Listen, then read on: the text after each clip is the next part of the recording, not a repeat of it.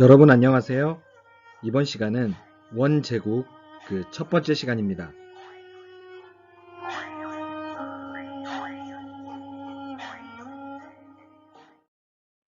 몽골 제국과 원나라를 살펴보겠습니다. 학습 목표: 몽골 제국과 원의 발전 과정을 설명할 수 있다. 원나라는 중국 한족이 아닌 몽골인들이 세운 나라입니다. 당연히 그 전에 몽골 제국의 수립을 살펴봐야겠죠? 몽골 제국은 테무친이 몽골 지역을 통일하고 쿠릴타이에서 칭기스칸으로 추대되면서 성립되었습니다.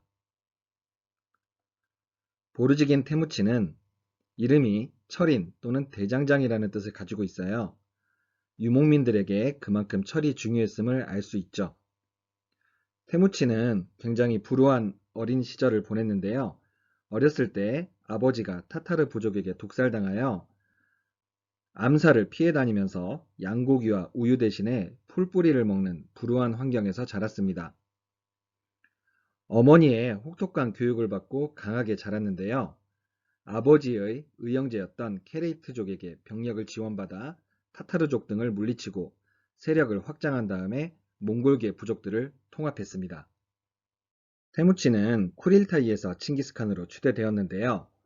이 쿠릴타이를 조금 더 알려드리면 집회라는 뜻을 가진 유목민들의 회의 제도입니다. 주로 봄이나 여름, 1년에 두세 번 정도 열렸고요.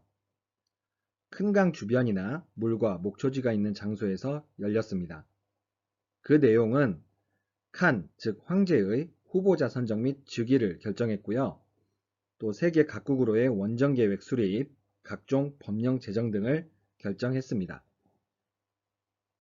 몽골 제국은 테무친, 즉 제1대 칸인 징기스칸 때부터 대제국을 건설하기 시작했습니다. 그 원동력으로서는 자신의 친위대인 캐식을 조직했고 천호제와 백호제 등을 개편했습니다. 캐식이란 축복받은 신성한이라는 뜻으로 칭기스칸의 친위대를 말합니다. 주 임무는 칸의 호위였으며 엄청나게 높은 대우를 받았죠.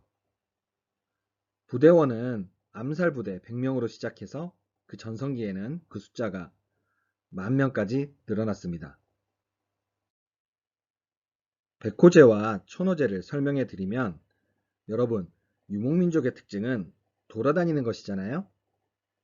몽골족도 지금 사진에서 보는 바와 같이 게르라고 불리우는 텐트를 치며 살았어요.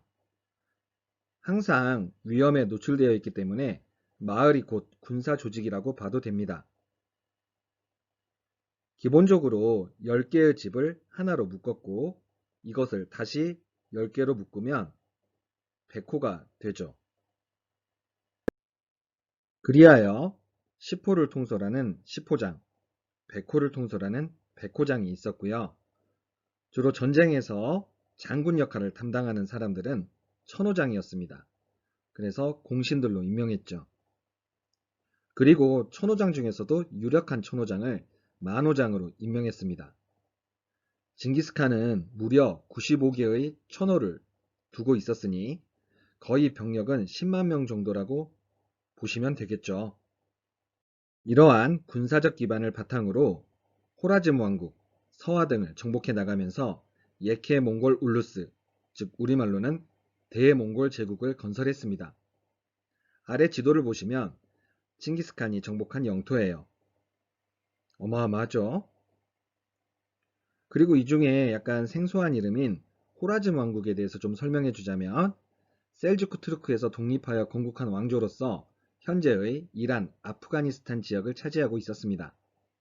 사마르칸트를 거점으로 동서무역으로 번영했던 그런 나라였습니다. 이후 몽골은 영토를 엄청나게 확장해 나갑니다. 야, 어마어마하죠? 이렇게 몽골군이 승리를 계속하며 영토를 확장할 수 있었던 요인을 꼽자면 단연 몽골 기마병이 있죠. 몽골 기마병은 말 위에서 먹고 자면서 하루에 70km나 이동할 수 있었다고 합니다. 3-4마리의 말을 끌고 다니면서 갈아탔고요.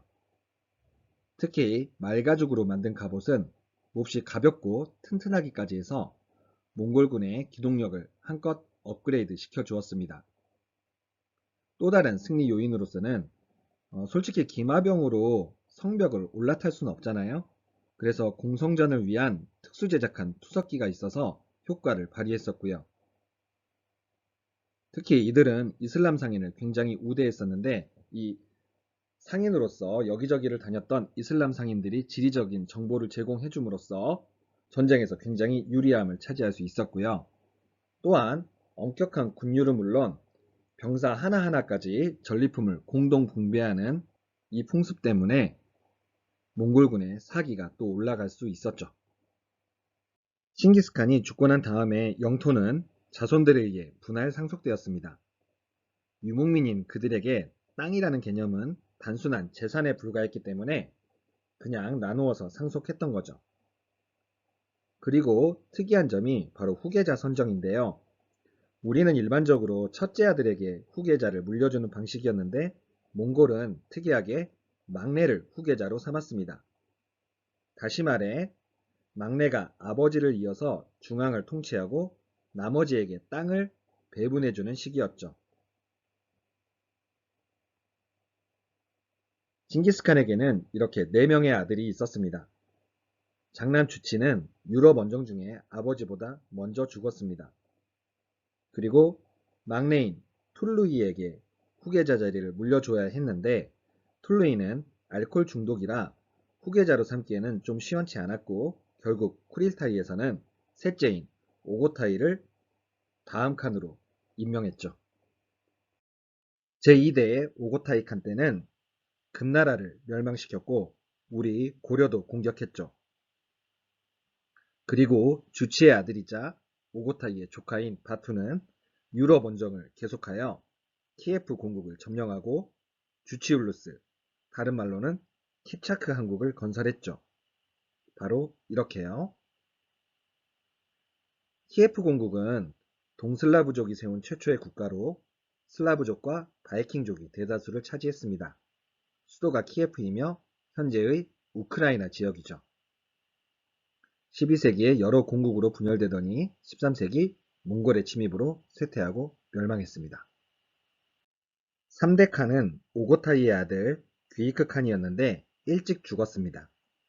그리고 4대 칸은 막내 툴루이의 아들 몽케가 칸 자리에 오르게 됐습니다. 이때는 몽케의 동생 훌라구가 아바스 왕조를 정복하고 훌라구 울루스, 다른 말로는 일한국을 건설했습니다. 바로 이렇게요. 아바스 왕조는 이슬람 왕조로서 바그다드를 수도로 삼았습니다. 아랍어를 공용어로 사용하고 이슬람교를 믿었으며 이슬람법에 의해 통치했던 그런 나라였죠. 정말 몽골은 동아시아는 물론 유럽, 이슬람, 웬만한 문명권은 다 휩쓸었네요. 몽케칸 이후에 왕위 계승 분쟁이 일어났었는데요. 최종 승리자는 몽케의 동생이었던 쿠빌라이였습니다. 쿠빌라이는 칸 자리에 오르고 나서 수도를 카라코룸에서 베이징으로 천도하였고 원나라를 세웠죠. 그리고 고려를 복속시키는 한편 남송을 정복하여 중국을 통일했습니다. 몽골 제국의 분할에 대해서는 아까 중간중간 이야기를 했었는데요. 이 징기스칸 사후에 분할된 제국, 즉 각자의 울루스들이 점차 독립성이 강해지면서 울루스들 간에는 느슨한 연합체가 형성되었습니다.